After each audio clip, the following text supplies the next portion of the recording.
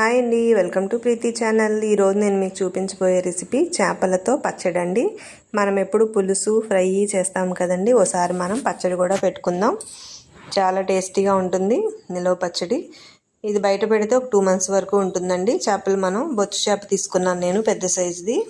ఈ విధంగా చేప ముక్కు శుభ్రంగా 1-4 సార్లు వాష్ చేసుకోవాలి. ఇప్పుడు రుచికి సరిపడా సాల్ట్, ఒక స్పూన్ పసుపు వేసి చేపల్లో ఉన్న పచ్చివాసన అంతా కూడా పోయే వరకు బాగా కలుపుకోవాలి. ఇలా పెట్టుకొని మూత పెట్టి పక్కన పెట్టుకోవాలి ఒక 1/2 hour. ఇప్పుడు పచ్చడి కోసం ఒక 4 దాల్చిన చెక్క, ఒక 1/2 dozen లవంగ, 1.5 స్పూను జీలకర్ర, 2 స్పూన్లు ధనియాలు, ఒక 1/2 స్పూను అంటే మెంతులు, ఒక 1/2 స్పూన్ ఆవాలు వేసుకొని మనం మిశ్రమం అంతా కూడా మసాలా అంతా బాగా ఫ్రై చేసుకోవాలి. మాడకుండా సిమ్లో మనం ఫ్రై చేసుకొని మసాలా ఫ్లేవర్స్ అన్నీ బయటకు వస్తున్నాయనగా స్టవ్ ఆఫ్ చేసుకొని చల్లారిన తర్వాత పొడి చేసి పక్కన పెట్టుకోవాలి.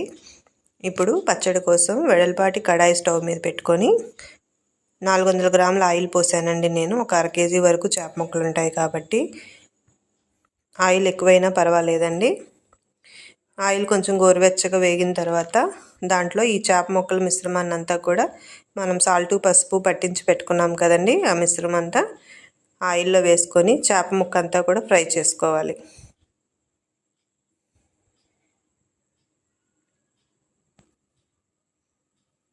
లో ఉన్న పచ్చితనం అంతా కూడా పోయి బాగా ఫ్రై అయ్యే వరకు వేగనిచ్చుకోవాలండి. చిన్న మంట మీదే చూడండి, ఈ విధంగా అవ్వాలి. ఇంకా కొంచెం రోస్ట్ అవ్వాలి. ఇలా ఎర్రగా వేగిన తర్వాత మనం పక్కకు తీసుకోవాలి. చూసారా, ఇంక ఇప్పుడు మనకి కలర్ కూడా చేంజ్ అయింది. బాగా రోస్ట్ అయింది కదండి చేప ముక్క, అంత ఉంటే చాలు. ఈ విధంగా చేప ముక్కలన్నిటినీ పక్కకు తీసుకోవాలి. నెక్స్ట్ మనకి అదే ఆయిల్లో అల్లం వెల్లుల్లి పేస్ట్ 1 కప్పు తీసుకున్నాను. అంటే 1/2 kg చేప ముక్కలకి 100 గ్రాముల అల్లం వెల్లుల్లి పేస్ట్ మిశ్రమం ఉంటుంది. ఈ మిశ్రమం అంతా కూడా పచ్చివాసన పోయే వరకు ఫ్రై చేసుకోవాలి. అల్లం ఫ్లేవర్స్ మనకు తెలుస్తుంది, పచ్చివాసన అంతా కూడా పోవాలి. నేను వేరుశనగ నూనె వాడానండి, మీరు పప్పుల నూనె అయినా కూడా వాడచ్చు. ఇప్పుడు రుచికి సరిపడా సాల్ట్ అంటే 1/2 బౌల్ అంటే సగం కప్పు, ఒక 10-15 వెల్లుల్లి రబ్బలను కచ్చాపచ్చా దంచి వేసుకోవాలి. ఇప్పుడు వీటిలో పచ్చదనం అంతా పోయే వరకు బాగా మనం గరిట పెట్టి కలుపుతూ ఉండాలి.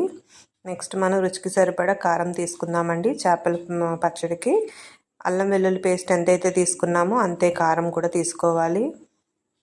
మీరు కారం ఇంకా స్పైసీనెస్ కావాలి అంటే ఇంకొక 1/2 బౌల్ యాడ్ చేసుకోవచ్చు. ఇలా కారం యాడ్ చేసిన తర్వాత ఒక తిప్పు తిప్పి గరం మసాలా పొడి చేసుకున్నాం కదా మనం ఇందాక, అది కూడా ఈ పౌడర్ ఆయిల్లో వేసుకుందాం.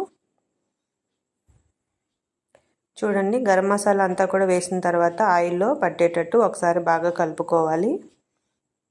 నేను చూపిస్తున్న విధంగా కలిపితే మొత్తం అంతా కూడా మిక్స్ అవుతుంది. ఇప్పుడు మనం వేపు పెట్టుకున్న చేప ముక్కలన్నిటినీ కూడా ఈ మసాలా వేగిన మిశ్రమంలో డిప్ చేసుకుందాం.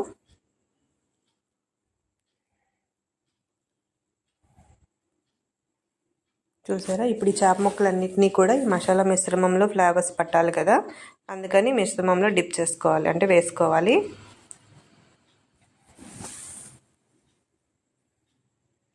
చాలా సింపుల్ అండి, కాకపోతే మనకు కొంచెం అప్పుడప్పుడు టైం స్పెండ్ చేయాలి దీనికి.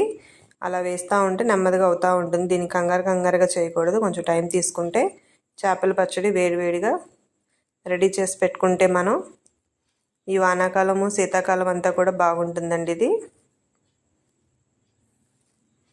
అంటే సమ్మర్లో మామిడికాయలు పట్టుకుంటాం కదా, అందుకని నేను చెప్పాను.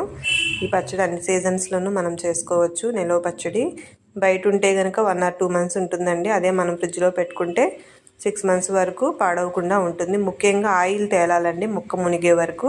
ఇప్పుడు మీకు ఆయిల్ సరిపోతే కొంచెం ఆయిల్ని మనం వేడి చేసుకొని చల్లారే కలుపుకోవచ్చు. ఈ చేప ముక్కరం అంతా కూడా మిశ్రమం మునిగిన తర్వాత స్టవ్ ఆఫ్ చేసుకొని పక్కన పెట్టుకోవాలి. ఈ చల్లారిన తర్వాత మనం ఒక బౌల్లో డబ్బాలోనూ స్టోర్ చేసుకోవాలి.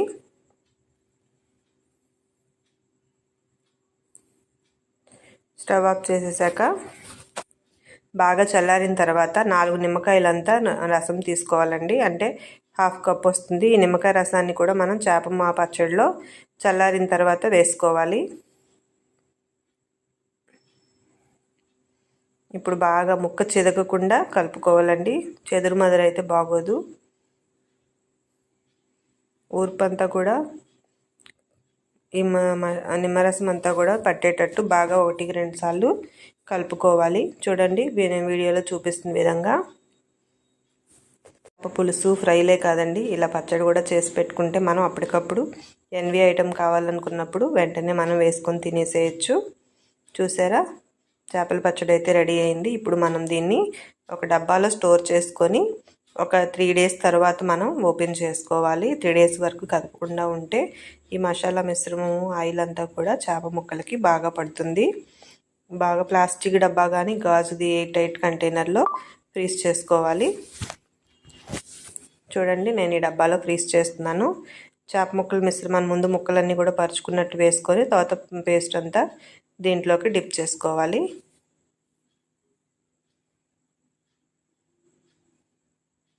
చేపల పచ్చడి అయితే నాకు చాలా బాగా వచ్చిందండి. మీరు కూడా ట్రై చేయండి. ఈ రెసిపీ మీకు ఎలా నచ్చిందో నాకు కామెంట్ చేయండి. ఈ పచ్చడి నేను నా ఫ్రెండ్స్కి కూడా టేస్ట్ చూపించాను. వాళ్ళు కూడా మీకు కామెంట్ సెక్షన్లో కామెంట్ చేస్తారు.